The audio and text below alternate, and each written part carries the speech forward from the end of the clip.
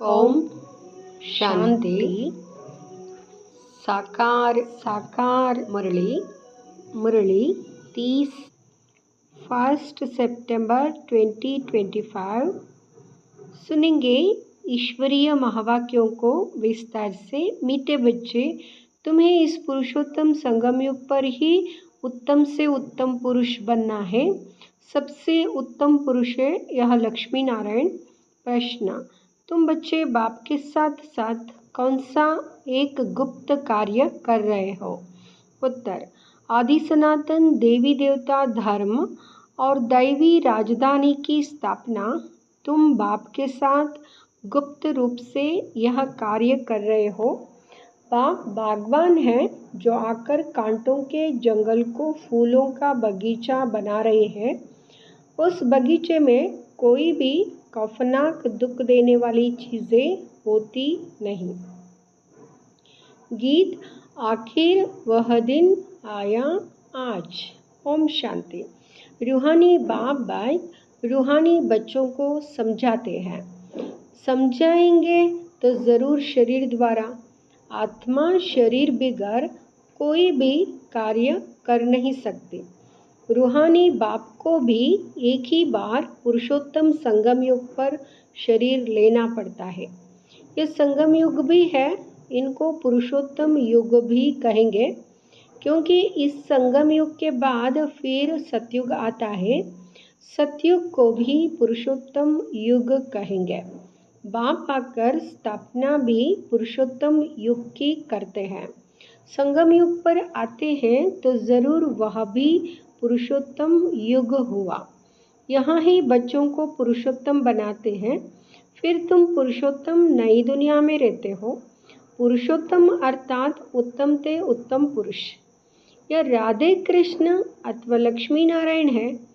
यह ज्ञान भी तुमको है और धर्म वाले भी।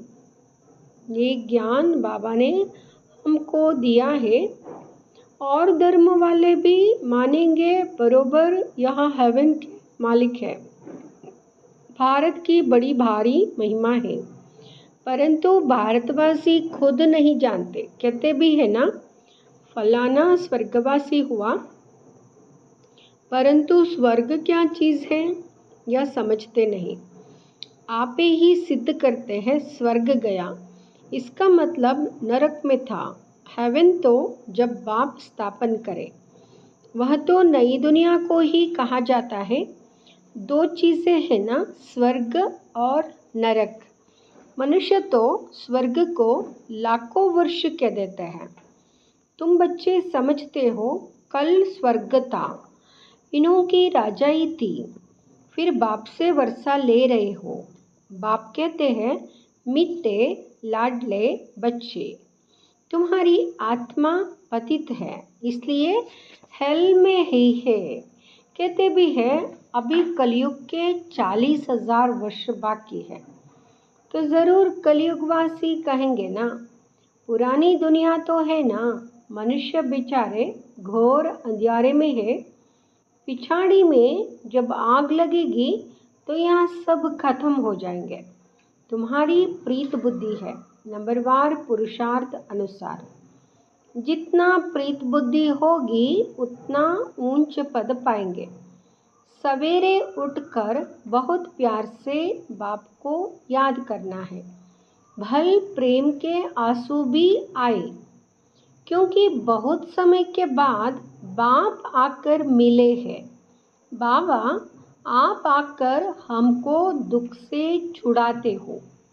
हम विषय सागर में गोते खाते कितना दुखी होते आए हैं। अभी यहाँ है रौरव नरक। अभी तुमको बाबा ने सारे चक्र का राज समझाया है। मूल वतन क्या है वह भी आकर बताया है। पहले तुम नहीं जानते थे। इसको कहते ही है कांटों का जंगल। स्वर्ग को कहा जाता है गार्डन ऑफ अल्लाह, फूलों का बगीचा। बाप को बागवान भी कहते हैं ना। तुमको फूल से फिर कांटा कौन बनाते हैं? रावण। तुम बच्चे समझते हो भारत फूलों का बगीचा था अब जंगल है, जंगल में जानवर बिच्छू आदि रहते हैं। सतयुग में कोई खौफनाक जानवर आदि होते नहीं। शास्त्रों में तो बहुत बातें लिख दी है। श्री कृष्ण को सर्प ने डसा, यह हुआ। श्री कृष्ण को फिर द्वापर में ले गए हैं। बाप ने समझाया है, भक्ति बिल्कुल अलग चीज़ है। ज्ञान सागर एक ही बाप है। ऐसे नहीं कि ब्रह्मा विष्णु शंकर ज्ञान के सागर है, नहीं। पतित पावन एक ही ज्ञान सागर को कहेंगे। ज्ञान से ही मनुष्य की सद्गति होती है। सद्गति के स्थान है दो, मुक्तिधाम और जीवन मुक्तिधाम। अभी तुम बच्चे जानते हो यह राजधानी स्थापन हो रही है, परंतु गुप्त। बाप ही आकर आदि सनातन देवी देवता धर्म की स्थापना करते हैं, तो सब अपने अपने मनुष्य चोले में आते हैं। बाप को अपना चोला तो है नहीं, इसलिए इनको निराकार गॉड फादर कहा जाता है। बाकी सब है साकारी, इनको कहा जाता है इनकॉर्पोरियल गॉड फादर। इनकॉर्पोरियल आत्माओं का। तुम आत्माएं भी वहाँ रहती हो, बाप भी वहाँ रहते हैं, परंतु हे गुप्त। बाप ही आकर आदि सनातन देवी देवता धर्म की स्थापना करते हैं। मूल वतन में कोई दुख नहीं। बाप कहते हैं तुम्हारा कल्याण है ही एक बात में। बाप को याद करो, मन में ना भाओ, बस। बाप का बच्चा बना, बच्चों को वर्षा अंडरस्टूड है। अलफ को याद किया तो वर्षा ज़रूर है। सतयुगी नई दुनिया का, इस पतित दुनिया का विनाश भी ज़रूर होना ही है। अमरपुरी में जाना ही है। अमरनाथ, तुम पार्वतियों को अमर कथा सुना रहे हैं। तीर्थों पर कितने मनुष्य जाते हैं, अमरनाथ पर कितने जाते हैं? वहाँ है कुछ भी नहीं, सब है ठगी, सच की रत्ती भी नहीं। गाया भी जाता है झूठी काया झूठी माया। इसका भी अर्थ तो होना चाहिए। यहाँ है ही झूठ, यहाँ भी ज्ञान की बात है। ऐसे नहीं कि ग्लास को ग्लास कहना झूठ है। बाकी बाप के बारे में जो कुछ बोलते हैं वह झूठ बोलते हैं। सच बोलने वाला एक ही बाप है। अभी तुम जानते हो बाबा आकर सच्ची सच्ची सत्यनारायण की कथा सुनाते हैं। झूठे हीरे मोती भी होते हैं ना। आजकल झूठ का बहुत शो है। उनकी चमक ऐसी होती है, सच्चे से भी अच्छे। ये झूठे पत्थर पहले नहीं थे, पिछाड़ी में विलायत से आए हैं। झूठे सच्चे साथ मिला देते हैं, पता नहीं पड़ता है। फिर ऐसी चीज़ें भी निकली जिससे परखते हैं। मोती भी ऐसे झूठे निकले जो ज़रा भी पता नहीं पड़ सकता। अभी तुम बच्चों को कोई संशय नहीं रहता। संशय वाले फिर आते ही नहीं। प्रदर्शनी में कितने ढेर आते हैं। बाप कहते हैं अब बड़े बड़े दुकान निकालो। यहाँ एक ही तुम्हारा सच्चा दुकान है। तुम सच्ची दुकान खोलते हो। बड़े बड़े सन्यासियों के बड़े बड़े दुकान होते हैं जहाँ बड़े बड़े मनुष्य जाते हैं। तुम भी बड़े बड़े सेंटर खोलो। भक्ति मार्ग की सामग्री बिल्कुल अलग है। ऐसे नहीं कहेंगे कि भक्ति शुरू से ही चली आई है, नहीं। ज्ञान से होती है सद्गति, अर्थात दिन। वहाँ संपूर्ण निर्विकारी विश्व के मालिक थे। मनुष्यों को यह भी पता नहीं कि यह लक्ष्मी नारायण विश्व के मालिक थे। सूर्यवंशी और चंद्रवंशी और कोई धर्म होता नहीं।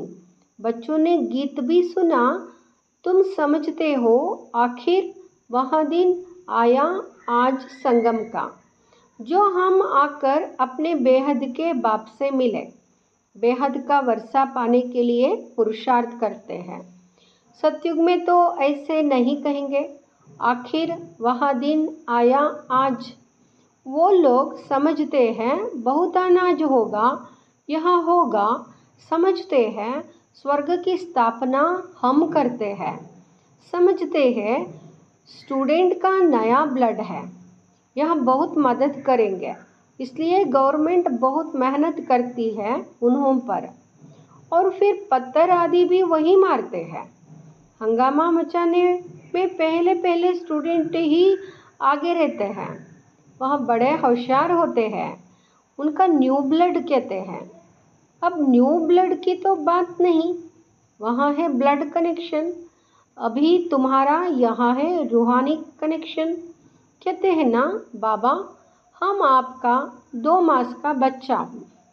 कई बच्चे रूहानी बर्थडे मनाते हैं, ईश्वरीय बर्थडे ही मनाना चाहिए।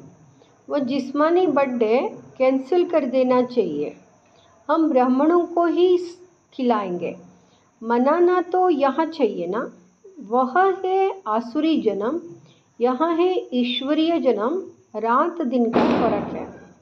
परंतु जब निश्चय में बैठे, ऐसे नहीं ईश्वरीय जन्म मनाकर फिर जाए आसुरी जन्म में पड़े, ऐसा भी होता है। ईश्वरीय जन्म मनाते मनाते फिर रफ्यू चक्कर हो जाते हैं। आजकल तो मैरिज डे भी मनाते हैं, शादी को जैसे कि अच्छा शुभ कार्य समझते हैं।